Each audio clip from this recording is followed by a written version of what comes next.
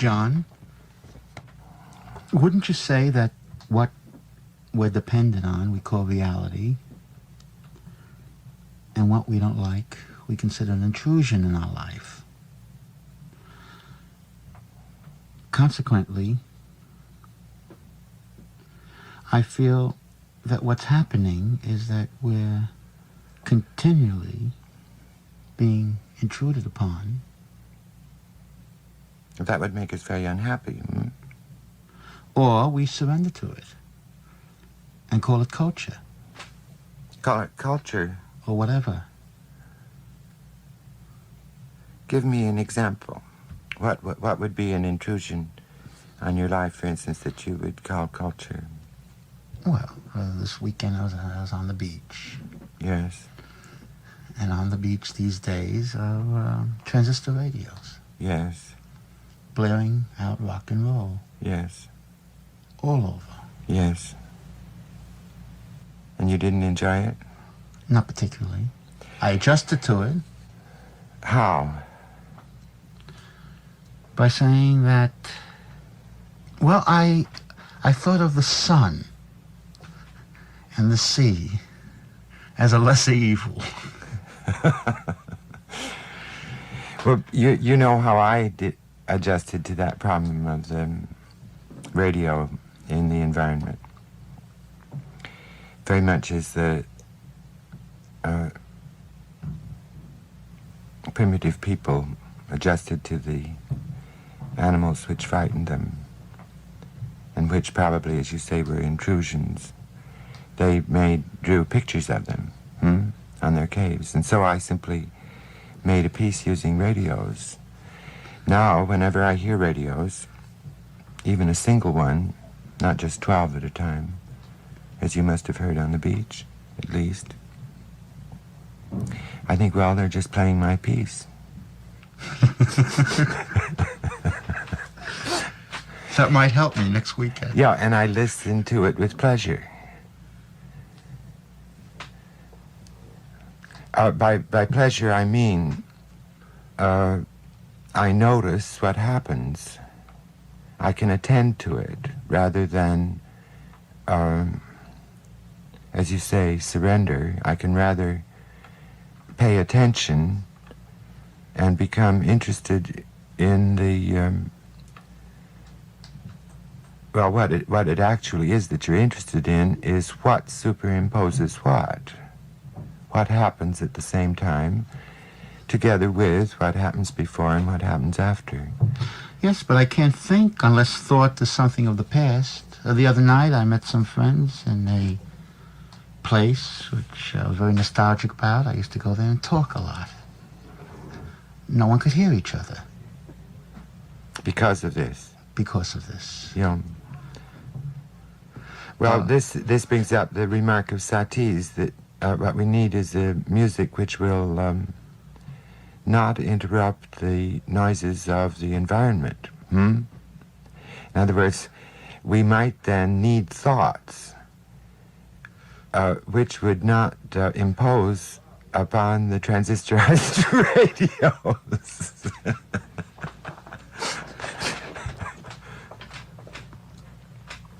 All I'm trying to say is that this is a coin which has two sides, and that the, say you think of your thoughts as the reality, or your conversation at least, that you wish to have as a reality, and the environment is an intrusion, then that Satie remark just takes that coin, turns it over, and says the reality is the environment. What you want to do in it is an intrusion. And finally, the work of an artist, for instance, is it not an incisive intrusion? Because, for heaven's sake, it didn't exist until the artist does it. Yes, I never heard anybody really boo a transistor radio. I think, well, you have just now, in a sense, and I have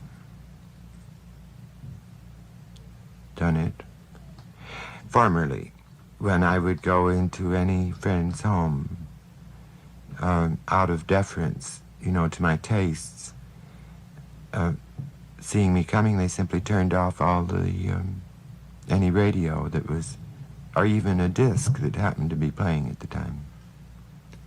Now they no longer do it. They know that I think that I composed all those things. Well, it's a problem for me. I feel that I'm quite at odds with it. Well, Maybe actually I really like things to, for example, if I'm standing in front of a jet and I hear the blaring sound, I don't feel annoyed because I know it's going to take me someplace. yeah. Or that it's bringing some friend. The noise is utilitarian. And it almost dramatizes the flight, Yeah. But that then is not an intrusion, really. That's a sound which, because of other things you're doing, you must carry along, as it were, with you, with your experience at any rate. What would you say to giving a concert of your works in an architectural situation where something else that was going on was at least partly audible at the same time? Let's imagine, just to make the conversation consistent, that concert is in a room, and that one door from that room is open, and in the room upon which it opens, radio music is audible. Now, must that door be closed, or may it be left open? I would like the door to be left open, but without the radio. You see, I want to leave the door open, but of course... Well, all we have to do to know that in that room, if the door is open, all we have to do to know that there is something in that room that if we are exercising our choices, we will know that in that room is something we don't desire, if we are living with our desires or our choices. And the only thing the simplest thing you can do to find out that that's the case is simply to pick up a newspaper, because the things that are happening are not things that you would have chosen in your right mind to have happen in the world, in that room. Now, years ago, the radio was blaring. I think that there was just as many intrusions as there are today, but I didn't hear them. Today I hear them. So there must be something there that seems to be competing with me. Or let's put it this way, that my old role has been weakened psychologically. Well, what was your role? The old-fashioned role of the artist, deep in thought. Well, this is certainly changing, I think. And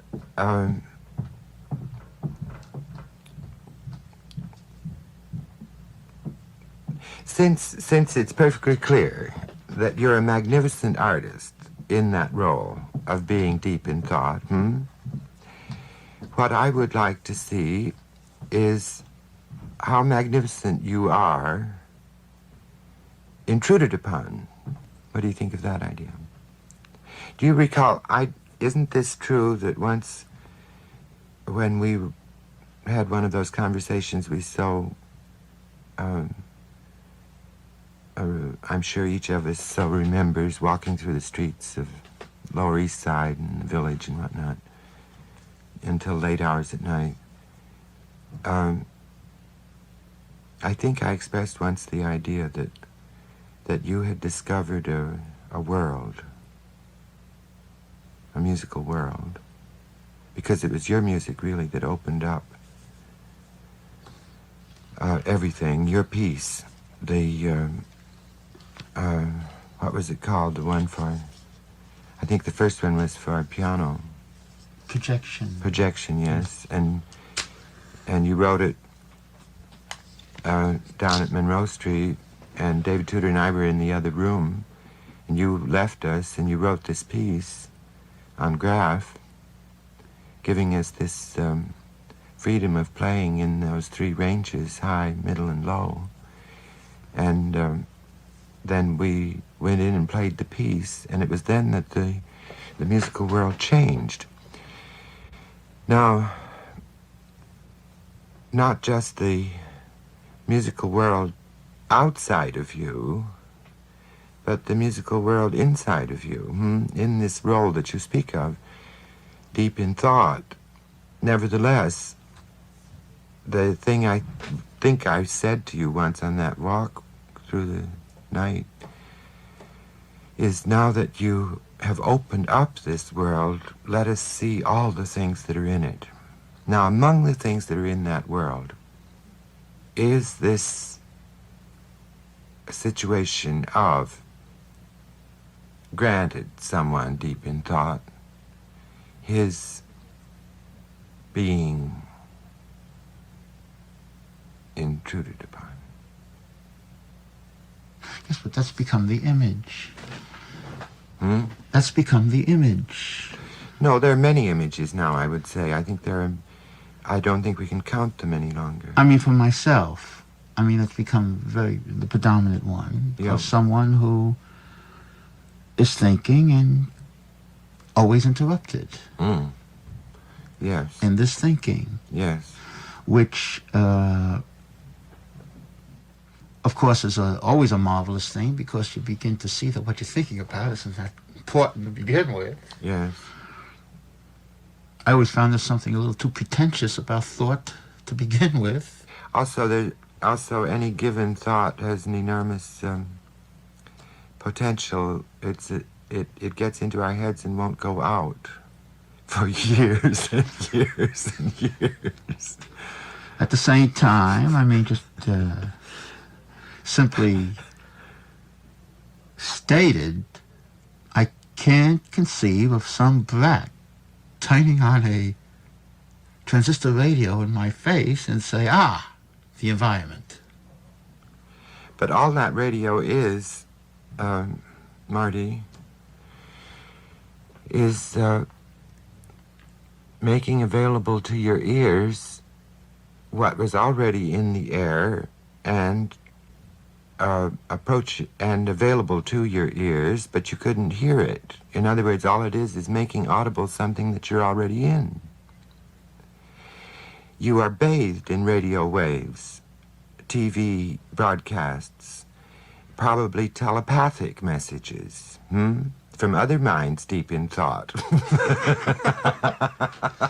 Listening to the radio at the same time.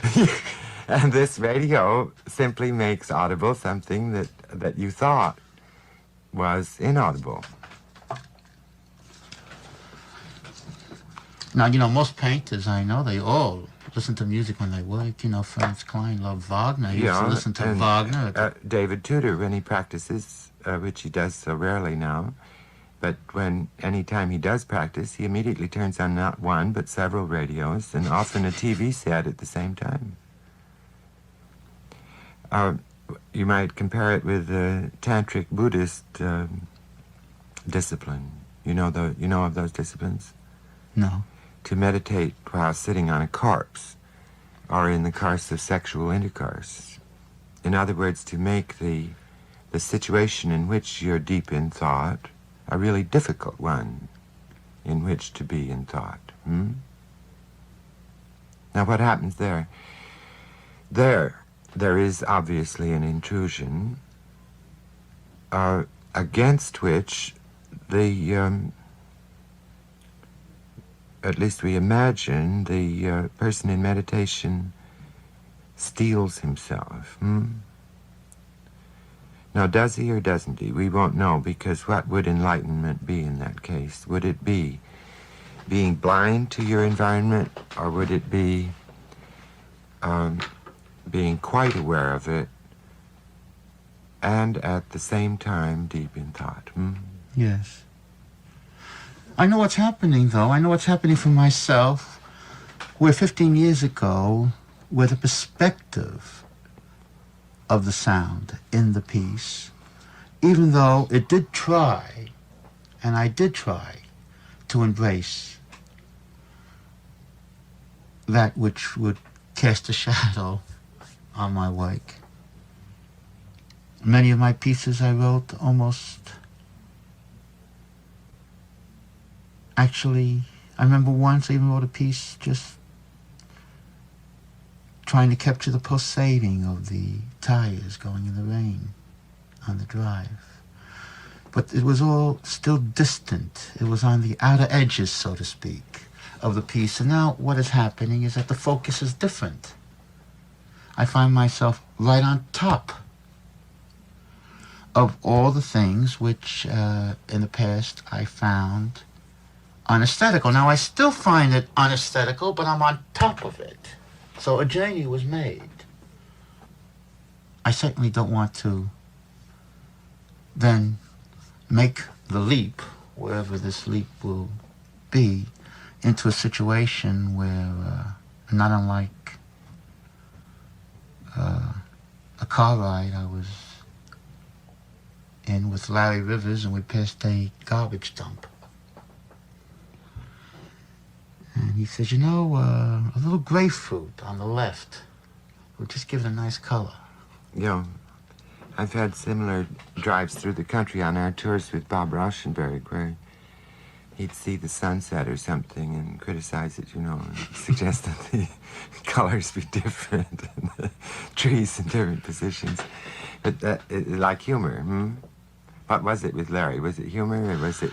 Well, with Larry, I think Larry was worried. That this color was absent, you mean? No, not that the color was absent, but he wasn't raving against junk sculpture or a garbage collage. But he was afraid that if he himself made the leap, is that he'll start to see this new thing and the kind of some type of an aesthetic judgment. Yeah. Almost juxtapose an observation he would make about Cézanne. Yeah. And juxtapose it in relation to a garbage heap, Yeah. You remember that one of those concerts at Town Hall that we, around the late 40s or early 50s, when the painters were still going to the concerts, and when we spoke of the renaissance of new music and so forth, Varese was beginning to be played again. After the concert, I got in the blue ribbon at a table where Bill de Kooning was. And I don't think I heard all of the conversation, but it was clear that they were talking about the way the crumbs had fallen on the tablecloth. And Bill was discussing whether or not this was art. And he was concluding, of course, that it wasn't. But then that was a difference that had already appeared between myself and Bill. I remember his saying once to me, the difference between us is that I want to be a great artist, and you don't. Was he wrong? No, I think he's absolutely right. You mean if you want to be a great artist, you have to turn off the radio? Or you feel that's part of it? No, I don't know any longer I really don't know what being an artist is. I think that the I have difficulty with the notion of roles. In other words, I don't want to play a role. I want to be, so to speak, what I am. If I am playing a role, I want to play it all the time. If I'm not playing a role, I don't want to play a role. But what it was to be a composer doesn't seem to me any longer to be what it is now to be a composer, and I don't know what it is to be a composer now. Unless... I don't even know what it was to be a composer. Well, you said earlier, and I'm agreeing with you, and I remember doing it, it was being deep in thought. Yes, that's all I'm left with. I feel if this thought was taken away from me, that's it. Yeah. No, but there could be another way to be a composer, surely. There could at least be this one we've already mentioned, someone deep in thought who is constantly interrupted. Like Bach. Or there could be what I've suggested, I think, in some of my work, someone who doesn't have any thoughts. And so can't be said to be either shallow or deep, and who simply set something going that either has sounds in it or doesn't have sounds in it, that enables not only other people but himself too to experience. I guess in my case that it goes out of thought into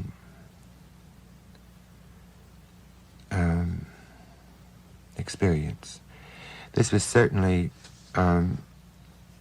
one of the things that showed up when the Frenchmen, headed by Boulez, began to object to my work and ideas.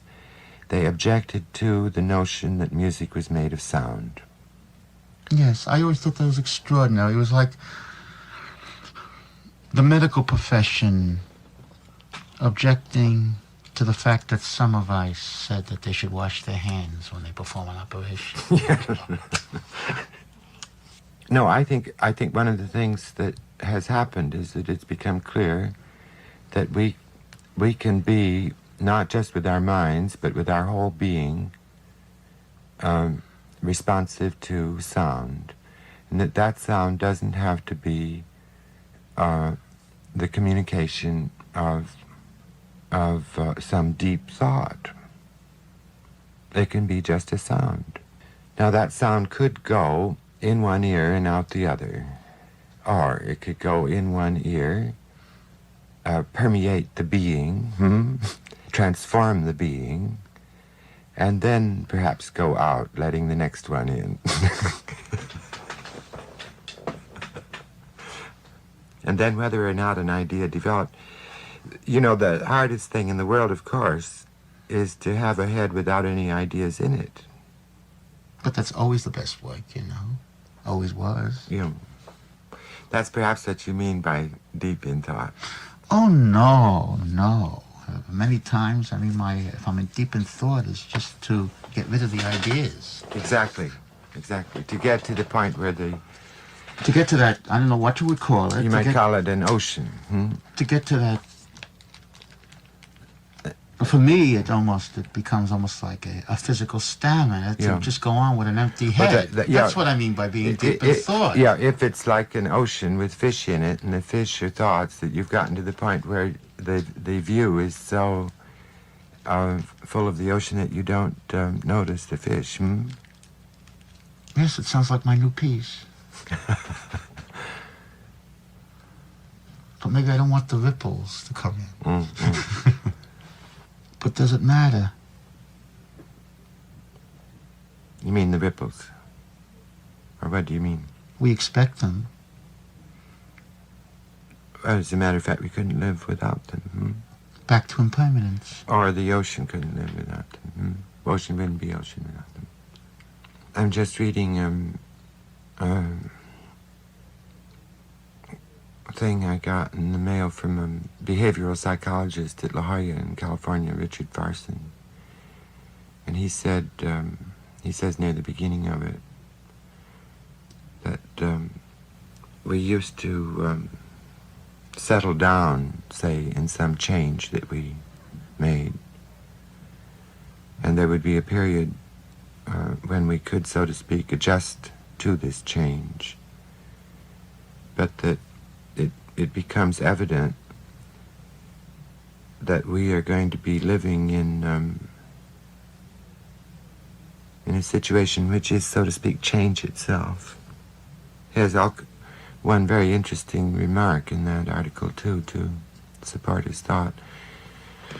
Something like 90% of the scientists who ever lived on this globe are now living. Isn't that interesting?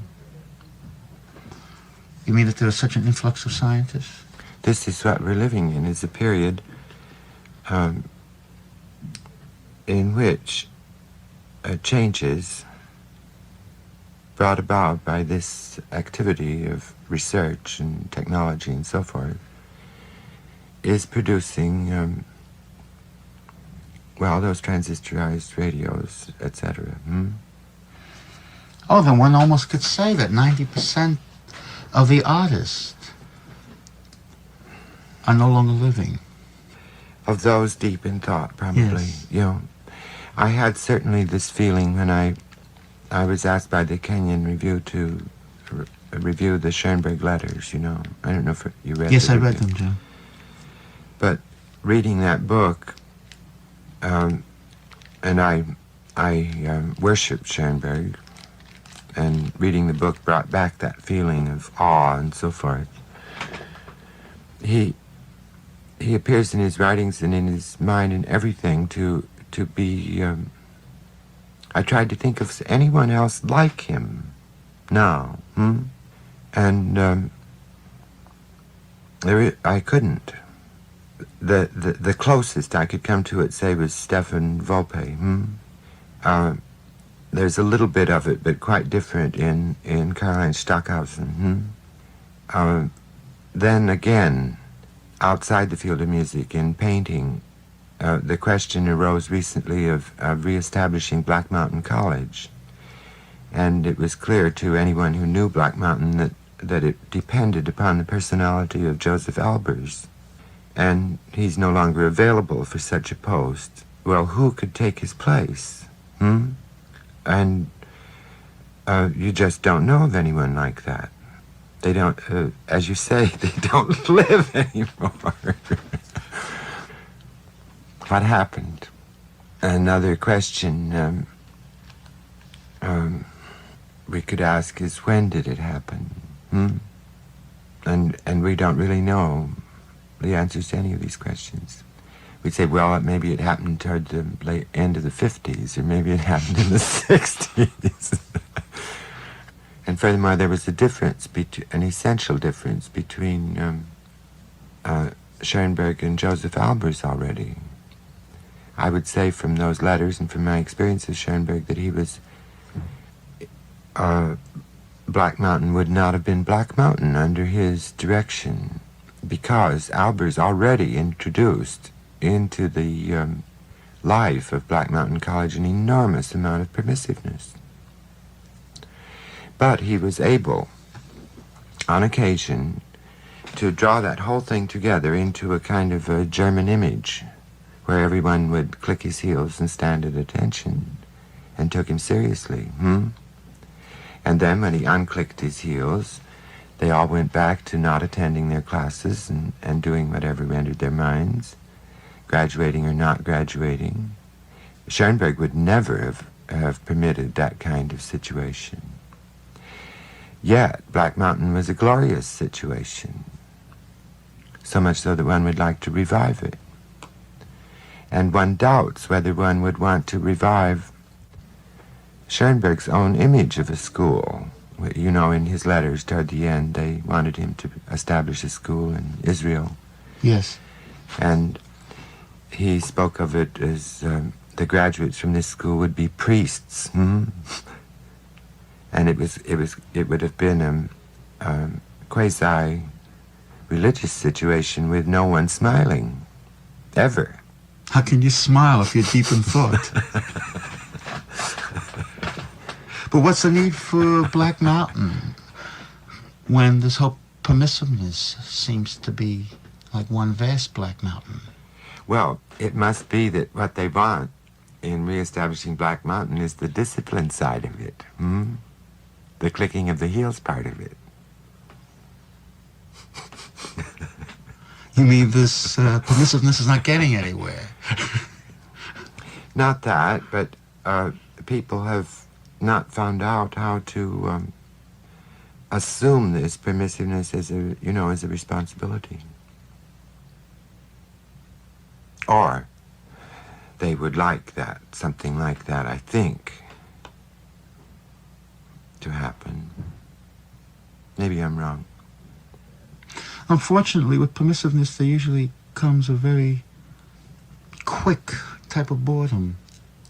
Boredom is not so bad and not really boring, This is something I've known all along from Zen Buddhism. You know that story. If something's boring after 2 minutes, try it for 4. After 4, try it for 8, etc. You eventually find it isn't boring. People are constantly complaining. Almost every day somebody tells me that things are boring. Things aren't boring. Our music isn't boring. It's just that the people manage somehow, not with these things that they say are boring, not to get with them. Once they get with them, then boredom's the last thing that enters their minds. However, even while it's boring, I would say that it's something to be valued and experienced. Haven't you noticed that when your work gets really boring, as when you're copying out something that you had written, it's at that moment that ideas begin to fly into your head. When you're really bored, it brings you closer and closer to the actual experience of, say, that ocean we were talking about, in which some other fish than you had ever encountered might suddenly appear. And eat up all the other fish. Yes. But then, who can speak of boredom nowadays, really? Who has his eyes or ears in the least little bit open? The only one who can speak of boredom is the one who isn't really paying attention to what's happening. I found recently that any old newspaper lying around was on page after page having ideas which were pertinent, relevant to the ones that I was having. And so of quite outside the the realm of being boring, they were, so to speak, reinforcing, like they're doing now up in the sky with that Gemini and what do they call it, Aegina and so on, giving further power, to go to greater heights. And this power comes now from almost anything around us, I think. Would you teach music? I mean, if someone came to you and asked to study. Well, just as you see, if I have problems now, they're, first of all, problems about how to continue my work as I travel around. We talked about that. Yes. Now, say I solved that problem and could carry my work with me and do it in odd moments.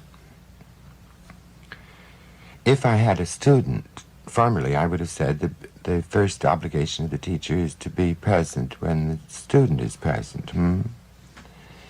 Now, if I'm going to be traveling around, I certainly don't want all those students traveling around with me. And so I don't feel really in a position of teaching unless I'm with them. Now, this may mean that our notion of what it is to be with people has to change. It may be that we can be with people, but at the same time at a distance. No, I think we could... Yes, that was always very interesting. One never considered years ago having students as an intrusion. I remember... Well, Schoenberg was incessantly teaching. Yes. It appeared that he preferred it to composition, almost. He was extraordinarily generous with his time, ideas, and this faculty that he had, which is grand for teaching, combined with terror. And Fuller, Buckminster Fuller says that, and so does McLuhan, I think, that in, and now Farson, this one I mentioned, says that the whole business of the society we're moving into is going to be education. They all seem to agree that the least important element in that educational life will be the teacher. If the teacher has anything to say, he will say it on some kind of recording device with images and so forth, TV. If anyone ever wants to hear it, they'll simply push a button and hear it. He will not be in the position, as teachers formerly were, of having to repeat himself, year after year. He will simply do it once, and then he himself will become a student, along with the other students, and try to discover what it is that his mind, his interests, and so forth can do, rather than just repeating. And you'd be astonished going around the country, seeing how much TV has already entered into the educational business. It's certainly true that if education is what we will do, it's going to have to be far more interesting than it has been. It would have to be, well, I don't know what it would have to be. It would have to give a great deal more